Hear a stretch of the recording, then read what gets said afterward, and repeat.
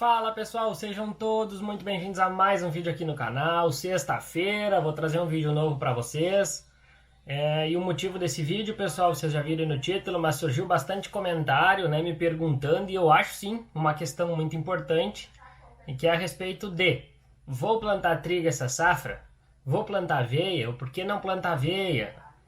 Enfim, uma série de fatores, e eu quero conversar sobre isso com vocês, tá? Quero abordar aí algumas questões, por exemplo, climática, né, que influenciaram a tomar essa decisão, comércio, que influenciam também, e uma série de fatores. Então, assim, esse vai ser o motivo do vídeo. É um vídeo da hora do mate, né? Hoje eu tô sem o mate até, sexta-feira, daqui a pouco nós vamos ter que trocar o mate, né? Ter que tomar um negócio para refrescar um pouco mais que o mate aí. Mas esse vai ser o assunto do vídeo, tá? Então roda a vinheta aí e vamos conversar um pouco.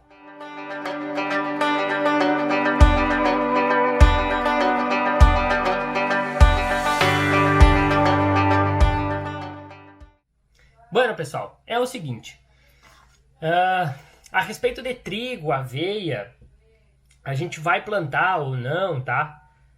Até teve uma frase que eu tava lembrando, né? Foi um professor meu da graduação, uma vez ele comentou assim brincando, ele disse, o pessoal acaba que sempre planta trigo, mas por que o pessoal teima com trigo? É porque, isso ele comentava, né?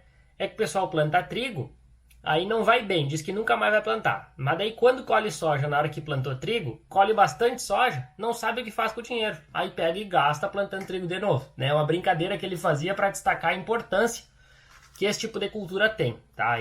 Desde que, na verdade, essa vai ser a terceira safra, então ano passado foi a segunda, a primeira a gente teve chuva de pedra, a passada a gente colheu, aumentamos a área, colhemos, enfim. Mas posso dizer para vocês que áreas nossas, assim, de 2 anos com trigo, deu diferença, viu? O resultado que fica o solo, palhado, estrutura, é bem interessante, né? Toda aquela questão do nabo que entra antes, enfim, que isso eu vou abordar num outro vídeo para vocês. O que nós vamos fazer pré-semeadura dessas culturas. Mas assim, vamos direto ao ponto e vamos falar sobre nabo e aveia. Vou plantar nabo? Sim. Opa, desculpa, errou. Vou plantar trigo? Sim, vamos plantar trigo, tá, pessoal? O que acontece? Questão de área. Ano passado a gente plantou quase metade da área de trigo, tá? Esse ano nós vamos reduzir um pouco, não vamos plantar tanto trigo, tá? Vamos plantar um talhão ali, um talhão grandinho para nossa realidade, mas vamos plantar. E primeiro, por que não plantar bastante trigo de novo? Um fator é questão climática, e acredito eu ser o principal fator que fez a gente pensar um pouco antes, que é a possibilidade de El Niño aqui para nós, tá? As pesquisas estão demonstrando que a gente vai ter uma chance do El Niño aí, que está se confirmando cada vez mais. E o que acontece? É que para nós El Niño aqui no sul significa bastante chuva, tá? Para quem é do trigo, já deve estar acostumado, né? Que o pessoal se assusta bastante com bastante chuva no trigo, principalmente por causa da colheita. Na época do manejo fitossanitário, vamos pensar em doença, a gente tem alternativas, tá? A pressão é maior, pode ser que sim, mas a gente controla, a gente tem fungicida, dá 1, 2 entradas, beleza, isso não me assusta tanto quanto a colheita, tá? Por que a colheita do trigo me assusta bastante? A janela é curta, na hora que ele está pronto a gente precisa colher. E se começar a chover bastante? De repente eu vou ter o quê? Problema no pH, então eu vou perder qualidade do trigo. E aí perdendo qualidade já me afeta o custo, o valor da venda do trigo, né? Que por sinal é o meu segundo fator que eu ia comentar, que é preço de venda. Então o que o pessoal comenta, né, tipo assim, eu até estou fazendo um curso e é muito interessante porque tem agricultores de todo o Brasil, né, e eles debatem bastante essas questões também, a gente aborda a questão de preço. O que acontece? O pessoal, todo mundo está dizendo, cuidado com os preços porque soja vai ficar baixo, trigo tem chance de cair também, vamos trabalhar com trigo a 60, 65 pila, não sei se é verdade, se não é, pode ser que sim, pode ser que não, mas a gente tem que se precaver, né? Então entram os 2 fatores. O primeiro, o clima, né? A gente tem que ter um pouco de cautela por causa da colheita. E o segundo, que eu não sei como é que vai ser a venda. Então, assim, vai ser uma margem estreita. No fim das contas é isso aí. Margem de lucro pode ser bem estreita. Pelo investimento que tem, é um risco grande, tá? Mas vamos fazer por quê? Porque é importante no sistema como um todo, né? O trigo entra agregando muito, desde controle de planta daninha, tá? Desde palhada, que a palha do trigo, meu Deus do céu, ela tem uma relação CN altíssima, então ela fica bastante tempo no solo, né? Bastante lignina, importante para a formação de matéria orgânica, tá? Aí entraria um outro porém que é, faz seguro. Bueno, isso está sendo um outro problema para nós, tá? Que é a questão de conseguir seguro para as áreas de trigo. Aqui na região, para vocês terem uma ideia, a gente não consegue. É muito difícil a seguradora que libera seguro para trigo, tá? E uma que eu cotei, assim, o custo era mais ou menos uns R$400 por hectare, né? E cobria em torno aí de 17 sacos, né? Ou seja, quando deu chuva de pedra aí, a gente ainda conseguiu colher uns 30 sacos de trigo. Ou seja, vai ser difícil, né, a gente colher tão pouco pelo que a gente vai acabar desembolsando, tá? Então acaba sendo complicado também e a gente não tem uma certa garantia. Claro, a região aqui tá com o trigo em desenvolvimento, vai ser aí segunda, terceira safra que o pessoal tá entrando mais firme, que teve bastante pessoas, mas até isso se construir uma média consolidada para seguradoras começarem a atender a região, demora. Diferente do que a gente pegar aí da parte central, mais para cima, tipo assim, Cruz Alta, Passo Fundo, Júlio de Castilhos, daquela região para cima já é um pouco diferente esse cenário, né? Não sei como é que vai estar esse ano, mas enfim, eu digo da histórico, já tem mais histórico de plantio. E aí até surgiram alguns comentários e a gente faz bastante essa reflexão. Se para o trigo tem todos esses poréns, né, de cuidar de colheita, de preço, de manejo, custo de produção, por que não fazer aveia, tá? E aí entra o outro porém, pessoal. A aveia tem um custo de produção mais baixo? Tem, tá? A gente faz ele um pouco mais barato, né? Tem seu custo também, não adianta. Se a gente quer ter retorno, a gente precisa investir. Se vai chover bem, a gente tem que adubar bem, a gente precisa manejar, começar a dar doença, enfim, a gente tem que estar em cima, tem que cuidar igual, não podemos abandonar a lavoura, mas o custo a gente pode fazer um custo um pouco mais enxuto sim, tá? Mas aí, assim como o clima pode não nos assustar tanto, porque a colheita, eu sei, a aveia aguenta mais no campo, tem todo esse porém, né? Não perde a qualidade assim como perde o trigo. Muita aveia aqui, 90% é vendido tudo para que trata animal, né? Então o pessoal compra bastante para dar para cavalo, gado, enfim. E aí vai embora, né? Nesse aspecto. Mas o problema é comercialização. Por quê? Eu acabei de dizer que o pessoal compra para gado, cavalo. Exatamente, o pessoal compra. Mas o problema é assim, hoje se eu colher lá 50 hectares de trigo, eu largar, eu chego na cooperativa, entrego o caminhão, eu entrego a carga, se eu quiser vender no mesmo dia ou no outro, eu vendo, dali 5, 6 dias, o dinheiro tá na mão, e eu consigo usar esse dinheiro eu tenho uma liquidez alta, ou seja, eu consigo usar esse dinheiro para comprar um insumo, para pagar uma parcela, para fazer o giro, né? Que é o que a gente objetiva aí com a safra de inverno também. Já na aveia é um pouco mais delicado, porque é difícil conseguir comércio, tá?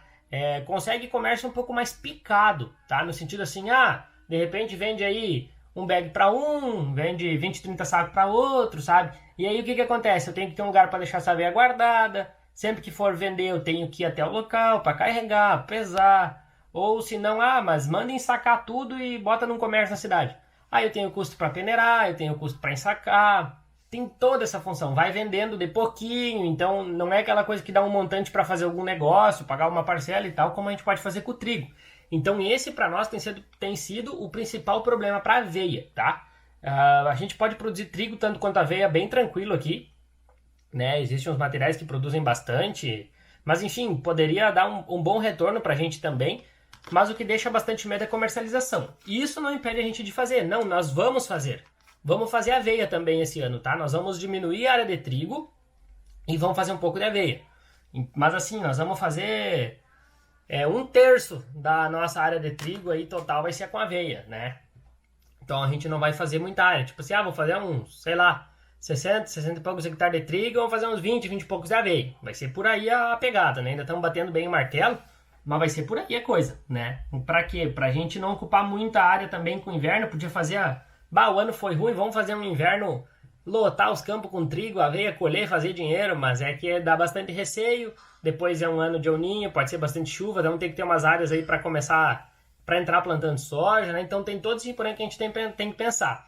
Tem a parte do milho também, né? Que aí eu vou fazer um vídeo à parte, explicar essa questão do milho para vocês, mas hoje o assunto era bater bem de fato assim nessa questão do trigo e aveia, o que fazer, o que não fazer. Então, o cenário, de maneira geral, é esse, né, pessoal? Os principais problemas, vamos dizer, que a gente tem hoje para o trigo clima, vamos ter que cuidar, porque pela questão do El Niño aí pode ser delicada a questão da colheita. Preço, a gente está bastante refém, mas, claro, teríamos que seguir plantando, não, né? Isso, por si só, não seria uma causa de excluir a cultura, mas aí a gente começa. Clima, preço, questão de seguro, que a gente já não tem seguro viável para fazer também, então isso é delicado. E vamos para a questão da aveia então, por que não fazer? Apesar de questão climática ela ser um pouco mais tolerante aí a essas intempéries, vamos pensar dessa forma, né? Da gente não perder tanta qualidade quanto a gente perde no trigo, por exemplo. Mas aí a gente tem um porém bem pesado aí, que é na questão de comércio, né? Conseguir vender assim em quantidade geral é um pouquinho mais complicado, tá? Então esses são os principais aspectos, né, que fizeram a gente tomar essa decisão. Mas resumindo, não vamos plantar trigo? Não vamos plantar. Isso é um detalhe também, sabe, pessoal? A gente, acredito eu, tá? É uma opinião isso, não levem para uma recomendação, isso é uma opinião. A gente não pode só ser aquele tipo de agricultor oportunista, no seguinte sentido. Esse ano vai dar bem soja, vamos plantar soja. Esse ano vai dar bem milho, abandona tudo e faz só milho. Esse ano é ano do trigo, aí faz só trigo, ou só aveia. Eu acho que a gente não pode pensar dessa forma, porque a gente fica muito refém das coisas. E outra, a gente precisa estar em constante evolução nos manejos, de conhecimento do material. Então, por exemplo, assim, que nem a gente começou plantando trigo ali, aquele ano de chuva de pedra, aprendemos um pouquinho já. No outro ano a gente plantou um pouco mais, colhemos relativamente bem, ok. Aí esse ano tá ruim, aí eu não vou plantar? Não é justo, sabe? Tem que fazer um pedacinho para seguir com aquela ideia, plantar, ter uma área para colher, para fazer uma renda diferente, já aproveita e escalona a plantio da soja. De repente a própria colheitadeira, um trator, um pulverizador, que está todo o pagamento nas costas da soja, a gente consegue diluir para cima de um trigo, para cima de uma aveia.